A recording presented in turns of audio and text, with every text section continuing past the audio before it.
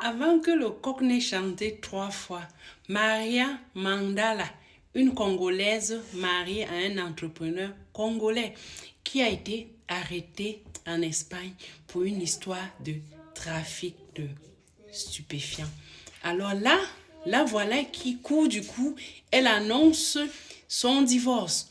Pourtant, le mariage est fait pour le meilleur et pour le pire.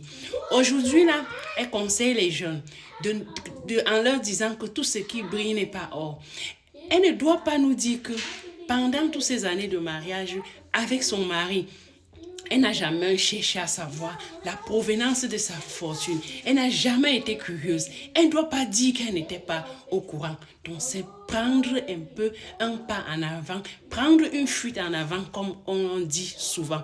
Donc, je profite ici pour dire à mes jeunes sœurs qui sont en couple ou bien qui réfléchissent de chercher à faire quelque chose de leur propre main, de pouvoir chercher à être indépendante d'une façon financière et de ne pas chercher à vite arriver.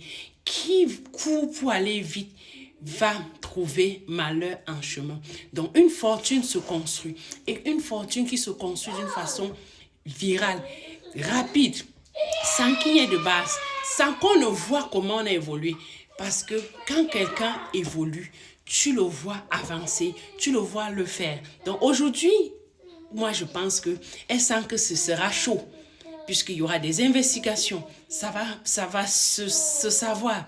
Donc elle préfère fuir.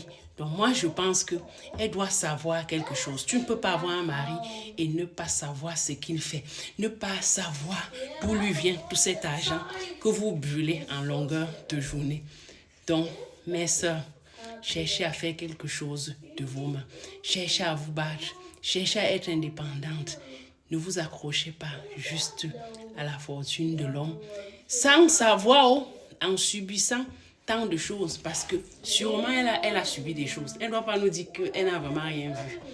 Donc la suite nous dira.